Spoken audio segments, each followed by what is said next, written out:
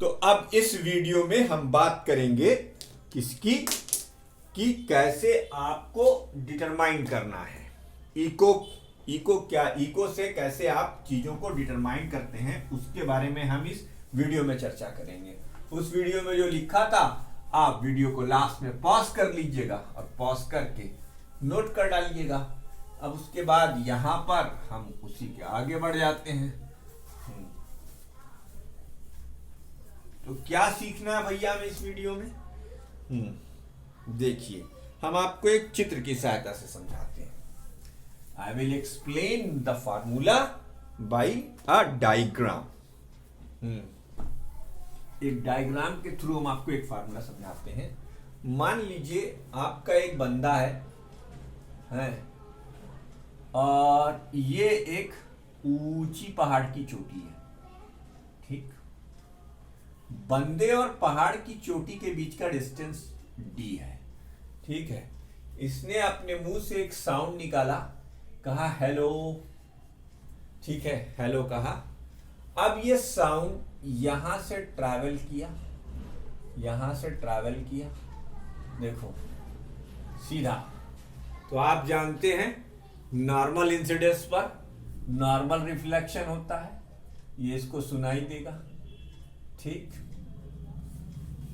तो if d is the distance between the source of the sound and the reflector, अगर क्या हो, ठीक है, if d is the distance, if d is the distance between, if d is the distance between the source of sound and the reflector कहिए और obstacle कहिए और rigid support कहिए, मतलब कहने का ये कि हर वो सरफेस जहां से साउंड रिफ्लेक्ट होता है उसे रिफ्लेक्टर का नाम दिया जाता है। अब रिफ्लेक्टर में कुछ भी हो सकता है, ऑब्स्टिकल हो सकता है, रेड क्लिफ हो सकती है, क्लिफ हो सकती है, टॉल बिल्डिंग हो सकती है। And v is the velocity of sound and v is the velocity of sound,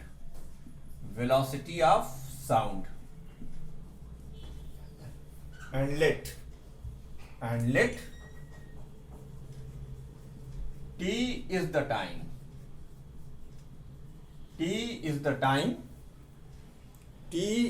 time taken to hear the echo, t is the time taken to hear the echo को here करने का time t है।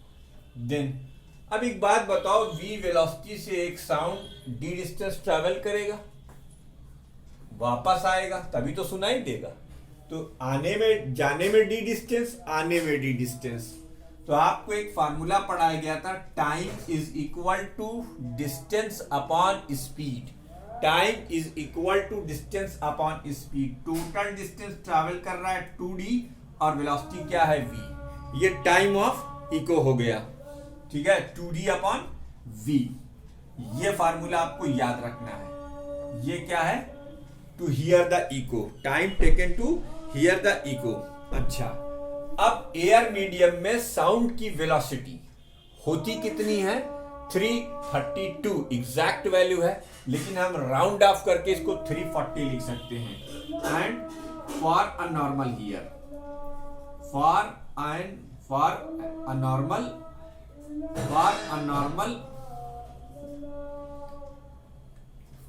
a normal year t की value 0.1 second होनी चाहिए। मैंने आपसे last video में डिस्कस भी किया था कि 0.1 सेकेंड परसिस्टेंस ऑफ साउंड का फिनोमिना है। तो मान लीजिए कि आपको इको सुनना है तो मिनिमम टाइम आपका 0.1 सेकेंड, और v यानी speed of sound in air, इसकी वैल्यू बेटा 340 मीटर पर सेकेंड अगर हम रखें, 340 मीटर पर सेकेंड रखें, तो देखो t की वैल्यू हमने रखी 0.1 सेकेंड, ये हुआ 2 × 340 और divided by divided by 2 into D, हमें डी निकालना है और 340 नीचे रख देंगे। तो it implied that D is equal to 17 metre आ जाएगा। यानी सोर्स ऑफ साउंड, इसे क्या लिखेंगे, सोर्स ऑफ साउंड और रिफ्लेक्टर, इन दोनों के बीच में मिनिमम डिस्टेंस होनी चाहिए 17 मीटर। अगर 17 मीटर की डिस्टेंस है तो ये दोनों तो फिर आपको इको सुनाई देगा, अन्यथा आपको इको नहीं सुनाई देगा। Thus to hear an echo distinctly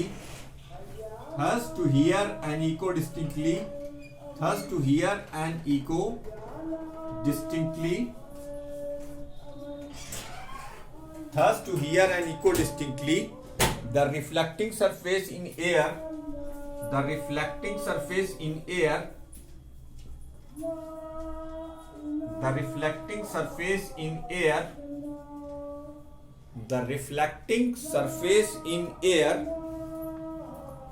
should be at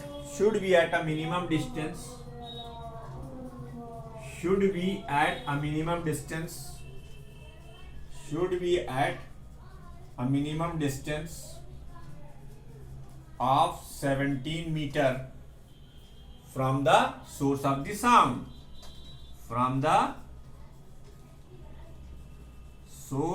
the sound. अब ये फार्मूला आपको याद रखना है। इस फार्मूले पे न्यूमेरिकल्स बोर्ड में बहुत बार पूछे गए हैं, ठीक है। अब यहां पर हम कुछ नोट पॉइंट्स लिखेंगे। तो आपको ये इको हर्ड करने के लिए आपको ये कंडीशन दी जाती है। अब इको को डिस्टिंक्टली सुनने के लिए हमें कुछ नोट कर लेना चाहिए, कुछ नोट पॉइंट लिख लेना चाहिए। इसी में हम आपको एक और कॉन्सेप्ट भी सिखाते हैं। वीडियो को पॉज करिए, इसको नोट करिए। अब टाइम को बचाने के लिए मैंने वो सारे पॉइंट्स पहले आपके लिए लिख दिए हैं। अब इसको हमें एक एक करके एक्सप्लेन कर देना है। नोट नंबर 1 में हमने लिखा है कि if the reflector is at a distance less than 17 metre the reflected sound get mix with the original sound. तो आपको अगर इको सुनना है तो अगर 17 मीटर से कम की डिस्टेंस नहीं होनी चाहिए। जैसा कि मैंने पीछे डिस्कस किया था कि एयर मीडियम में अगर आपको इको लिसन करना है तो फिर आपके और रिफ्लेक्टर के बीच की डिस्टेंस 17 मीटर से ज्यादा होनी चाहिए, तभी आप इको को हट कर लिसन कर पाएंगे, अदरवाइज नहीं। अब अगर वही जो मैंने आपसे कमरे वाला केस लिया था, ये किसी हाइट टोम जैसे ताजमहल वगैरह में आप चले जाएं और आप कुछ वहां पर बोले और वो खाली हो, तब रिवर्बरेशन आपको सुनाई देगा। ऐसा नहीं कि वहां 200 की भीड़ में आप ये चाहें तो ये नहीं हो पाएगा। खाली हो आप साउंड प्रोड्यूस करने के लिए, तो डिफरेंट सरफेसेस से साउंड जब रिफ्लेक्ट होकर आपको मिलेगा तो वो लगातार एक ही साउंड सुनाई चलता चला जाएगा, तो उसे आप इको नहीं कहेंगे, वो आपका रिवर्बरेशन कहलाएगा। If there are repeated reflections at the reflecting surface, the sound gets prolonged. Prolonged का मतलब बार बार लगातार कंटिन्यूअस फिनोमिना हो जाए।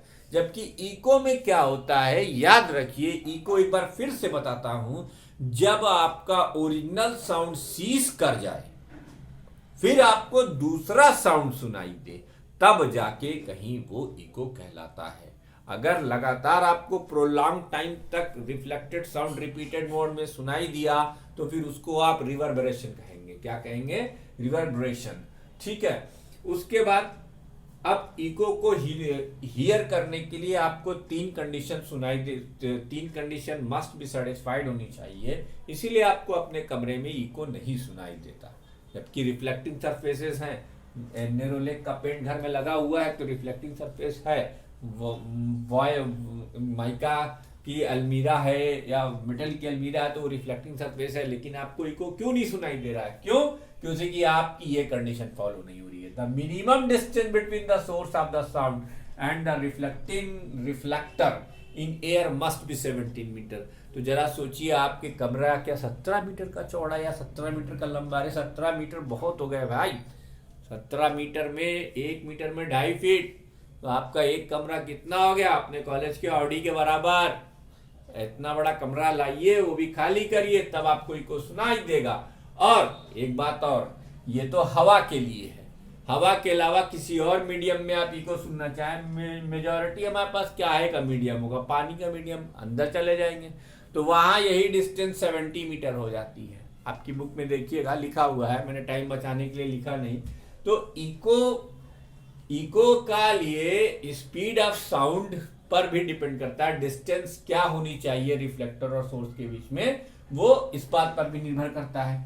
फिर दूसरी कंडीशन क्या है, the size of the reflector must be large enough as compare to the wavelength if the sound waves compare to the wavelength of the sound waves.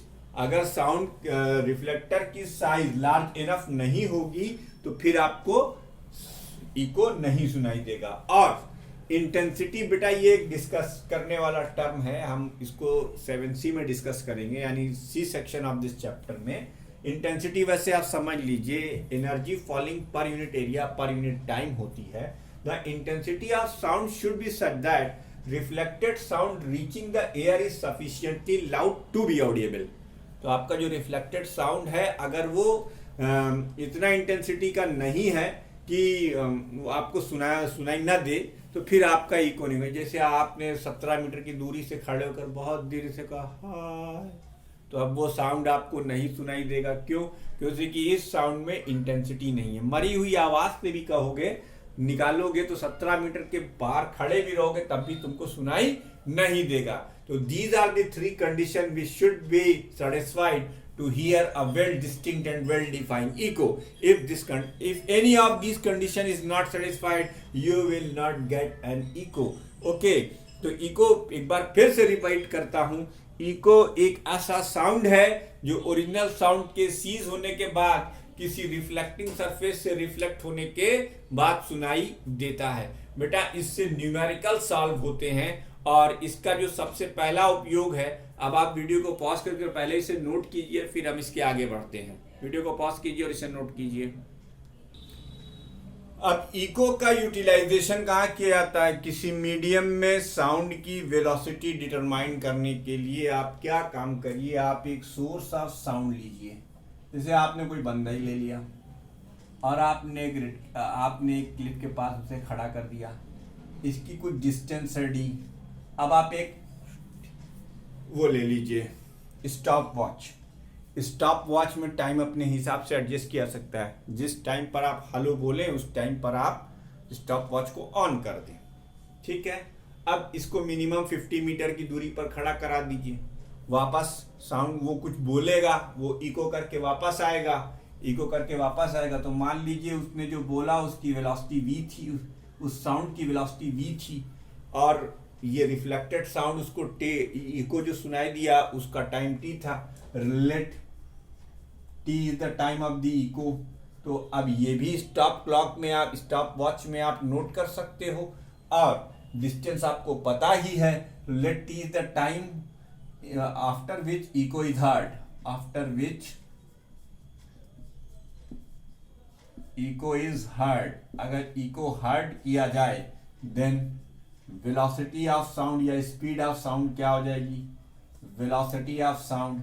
अब आपको उस मीडियम में वेलोसिटी ऑफ साउंड अगर निकालनी है तो साउंड यहाँ से जाएगी d डिस्टेंस, यहाँ से वापस आएगी d डिस्टेंस, तो टोटल डिस्टेंस 2d चलेगी और टाइम क्या लेगी t। इस मेथड से हम स्पीड ऑफ साउंड को डिटरमाइन कर सकते हैं या वेलोसिटी ऑफ साउंड को किसी भी मीडियम में डिटरमाइन कर सकते हैं, ठीक है। बस आपको ये याद रखना है कि डिस्टेंस हमारी उस मीडियम की डिस्टेंस से, उस मीडियम में जो एक पर्टिकुलर डिस्टेंस डिसाइडेड है, जैसे एयर में आप डिटरमाइन कर रहे हो किसी साउंड की लाठी, तो कम से कम 17 मीटर की दूरी पर खड़े हो तब तो सुनाई देगा, नहीं तो नहीं सुनाई देगा। तो अब यूज ऑफ इकोज क्या होते हैं? यूज ऑफ इकोज, अगली हेडिंग है हमारी यूज ऑफ इकोज। तो यूज ऑफ इकोज क्या होते हैं? ये use of echoes.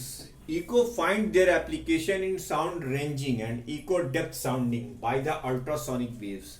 Ultrasonic waves बेटा ऐसी waves होती हैं जिनकी frequency 20 किलोहर्ट्ज से ऊपर होती है। अब more energetic है, ऑडियोबल साउंड से, तो हम ऑडियोबल साउंड के थ्रू ये साउंड रेंजिंग और इको डेप्थ सेंसिंग नहीं कर सकते। इसके लिए हमें अल्ट्रासोनिक वेव्स चाहिए। और अल्ट्रासोनिक वेव हम क्यों प्रीफर करते हैं, उसके लिए आपके पास यहाँ पे 3 वाइड रीजन दिए गए हैं देयर वाइड यूजेस के लिए, कि ये बहुत लॉन्ग डिस्टेंस तक अनडिविएटेड, यानी जैसे आपने एक पेंसिल की एक बीम ऑफ रेस को फेंका तो वो अनडिविएटेड बहुत दूर तक चलती चली जाएंगी। दूसरी बात, दे कन्फर्म, देखो मैंने कह दिया नैरो बीम होनी चाहिए, और they are not easily absorb in a medium, इनको कोई मीडियम एब्जॉर्ब जल्दी नहीं कर पाता, इसीलिए ये अनडिविएटेड जाती हैं और नैरो बीम के फॉर्म में चली जाती हैं। अब इसका उपयोग नेचुरली कौन करता है, डॉल्फिन्स अपने आस, वो अल्ट्रासोनिक बीम्स को प्रोड्यूस करती हैं। अल्ट्रासोनिक बीम्स उनके दुश्मनों तक या उनके दोस्तों तक जाता है और वो एक पर्टिकुलर फ्रीक्वेंसी, भाई उनका अपना टेलीपैथिकल सिस्टम होगा या लैंग्वेज का सिस्टम होगा। बहरहाल डॉल्फिन यूज करती हैं अपने आप को प्रोटेक्ट करने के लिए अपने दुश्मनों से। Dolphin detects their enemy and obstacle by emitting ultrasonic waves and hearing their echo. They use ultrasonic wave for hunting their prey also. वो अपने शिकार को भी शिकार करने के लिए इस रेस का यूज करती हैं और सेम इको का मेथड अप्लाई करके, नेचुरली है, ये नेचुरल है बेटा, ये उनके द्वारा। लेकिन हमें एक मछुआरा भी इस काम को करता है, इको प्रोड्यूस करके वो करता है, तो ये आपको पढ़ लेना है। और इसमें जो एक इम्पॉर्टेंट एप्लीकेशन है, uses of echoes by the sonar, sound navigation and ranging, ये सोनार का मेथड इंपॉर्टेंट है, मैं रिपीट कर देता हूं। Uses of sonar, the word sonar, पहली चीज तो आप ये जानिए कि सोनार क्या है, SONAR, साउंड, ओ का कोई मतलब नहीं है, एन का मतलब नेविगेशन है, ए का मतलब एंड है और आर का मतलब रेंजिंग है। रेंजिंग का मतलब देखो सोनार हमारे शिप्स, हमारे एरोप्लेन में यूज किए जाते हैं। सोनार sound navigation and ranging system है, इसमें हम यूज करते हैं इसको अल्ट्रासोनिक वेव्स को। अल्ट्रासोनिक वेव हम जनरेट करते हैं, रिफ्लेक्टर तक भेजते हैं, वो वापस आती है, फिर हमारे पास एक कैलकुलेटिंग सिस्टम होता है, उस कैलकुलेटिंग सिस्टम से हम कैलकुलेट कर लेते हैं कि हमारा वो ऑब्स्टिकल या हमारा दुश्मन कहाँ पर है, हम वो एग्जैक्टली उसी जगह पर स्ट्राइक करेंगे। तो इसके लिए सोनार का मेथड यूज किया जाता है। अपनी बुक को ओपन करिए, खुद कुछ करना भी सीखिए, इसको आप देख लेंगे। और इको का मेडिकल फील्ड में भी बहुत यूज है, हमें उम्मीद है कि आप पढ़ लेंगे। बाकी इसके न्यूमेरिकल्स इंपॉर्टेंट हैं, इको तो मैंने आपको बता ही दिया, बाकी इसके न्यूमेरिकल्स इंपॉर्टेंट हैं, उसके लिए हम एक अलग से वीडियो आपको दे रहे हैं। उस वीडियो में सिर्फ न्यूमेरिकल की सॉल्विंग होगी, और किसी भी टॉपिक के जो आपके एग्जाम्पल्स दिए हुए हैं उनको मत छोड़िए, वो आपके पिछले सालों के पिछले सालों के क्वेश्चंस हैं, उनका आप वाइड यूज पाएंगे, वो बार बार रिपीटेड मोड में रहते हैं, तो कृपया इसे नोट कर डालिए। और अगली वीडियो न्यूमेरिकल की, उसके बाद natural damped and force vibrations resonance के बारे में हम चर्चा करेंगे।